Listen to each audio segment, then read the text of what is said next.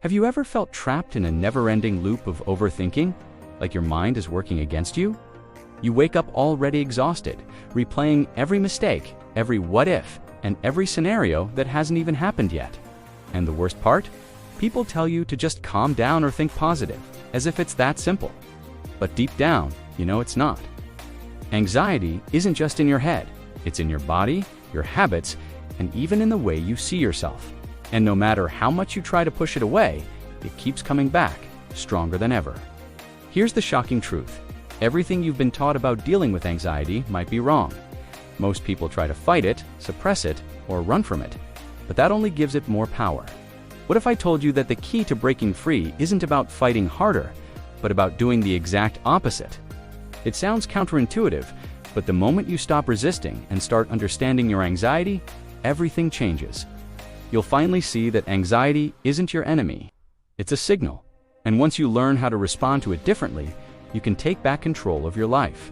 In this video, I'm going to show you a simple yet powerful shift that can help you break free from the grip of anxiety.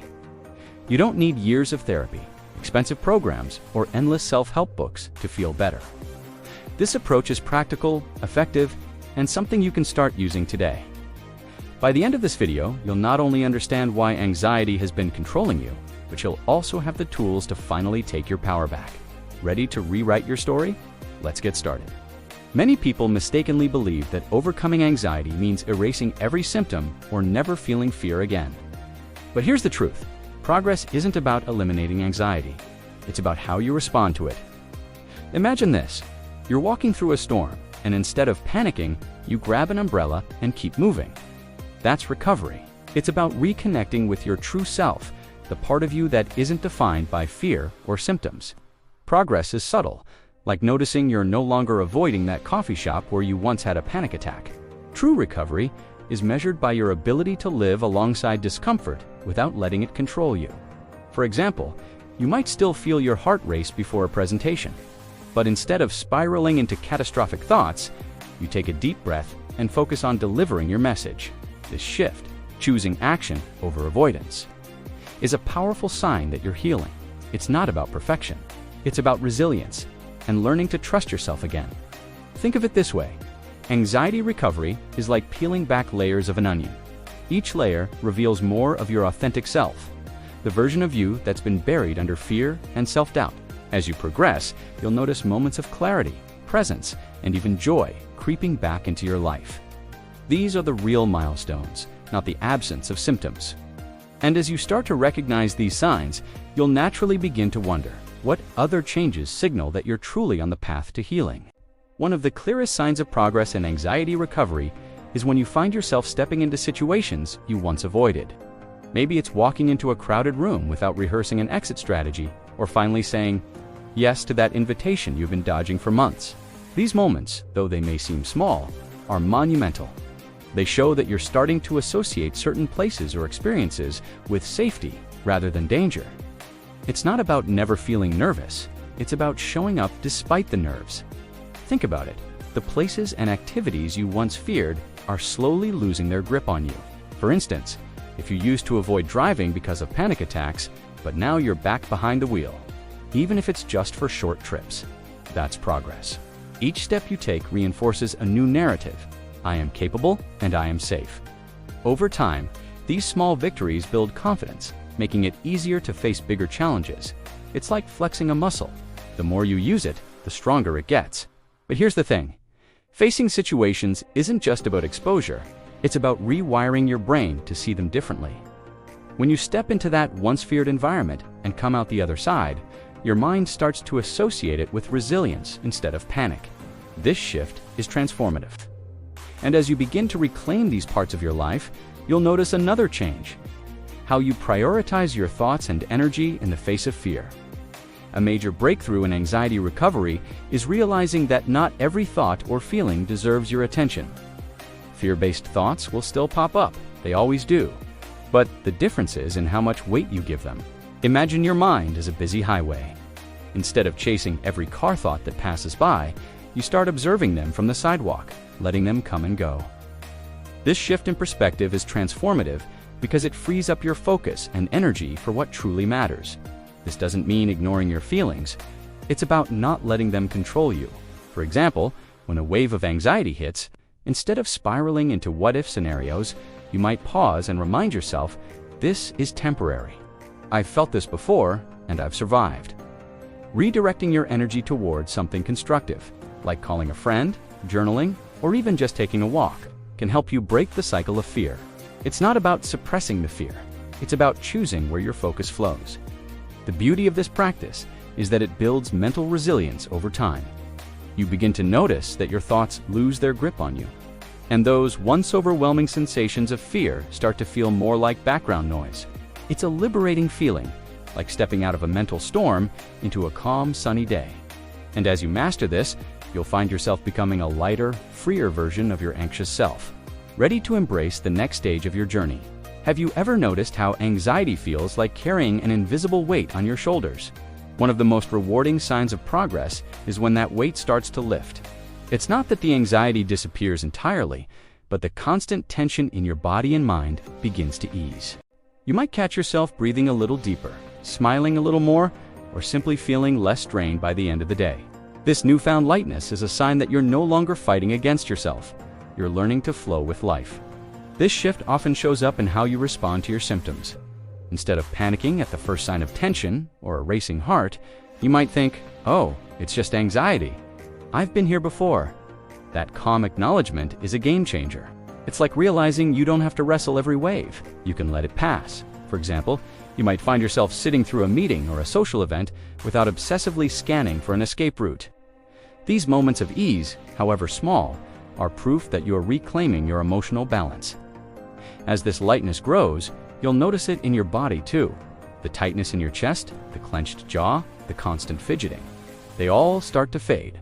It's as if your body is saying, thank you for letting me relax. This physical and emotional shift creates space for something even more powerful: authenticity. And as you shed the weight of anxiety, you'll find yourself stepping into a more genuine, unapologetic version of who you are. For many, anxiety and people-pleasing go hand in hand. You say yes when you want to say no, apologize for things that aren't your fault, and bend over backward to avoid conflict. But here's the truth. Constantly trying to please others is exhausting and only fuels your anxiety. Progress begins when you stop chasing validation and start prioritizing your own needs. Imagine this. Instead of agreeing to plans you dread, you confidently say, I need some time for myself. That's not selfish, it's self-care. Setting boundaries is a powerful act of self-respect. It might feel uncomfortable at first, especially if you're used to putting others first. But over time, you'll notice how liberating it is to say, this doesn't work for me, without guilt. For example, you might start declining invitations that drain your energy, or speaking up when someone crosses a line. These small acts of authenticity show that you're no longer living for others' approval. You're living for yourself. And that shift is a cornerstone of emotional recovery. As you let go of perfectionism and the need to be liked by everyone, you'll discover something remarkable. The people who truly matter will respect your boundaries, and those who don't will naturally fade away. This creates space for deeper, more meaningful connections. And as you embrace your true self, you'll find that the weight of trying to be perfect is replaced by a sense of peace and freedom. Speaking of peace, the next step is learning to heal conflicts, both past and present. Anxiety often thrives on unresolved conflicts, whether they're rooted in past trauma or ongoing struggles with people in your life. Progress in recovery becomes evident when you start addressing these conflicts instead of avoiding them. It's not about fixing every relationship or rewriting the past. It's about finding peace within yourself. For instance, forgiving someone who hurt you doesn't mean excusing their actions. It means freeing yourself from the emotional chains that keep you stuck in resentment. Healing external conflicts also involves practicing forgiveness. Toward yourself, how often do you replay moments where you think, I should have done this differently? That inner critic can be relentless, but progress comes when you replace self-blame with self-compassion. Start small. The next time you catch yourself spiraling, pause and say, I did the best I could with what I knew at the time. This simple act of self-kindness can create a ripple effect, softening how you view both yourself and others. As you process these conflicts, you'll notice a shift in how you approach life. The need to control every situation or person around you begins to fade, replaced by a sense of trust in your ability to handle uncertainty. You'll feel lighter, freer, and more present. And with this newfound peace, you'll be ready to embrace one of the most transformative aspects of recovery: emotional discharge, the art of letting go. One of the most powerful yet overlooked aspects of anxiety recovery is emotional discharge, the art of letting go. Think of it as releasing the emotional baggage you've been carrying for years. Fear, guilt, sadness, or even anger. These emotions aren't meant to be bottled up. They need to flow. Imagine your mind as a glass of water. If you keep pouring in stress and fear without ever emptying it, the glass will overflow. Emotional discharge is about tipping that glass and allowing space for clarity and peace. This process starts with recognizing and naming your emotions without judgment.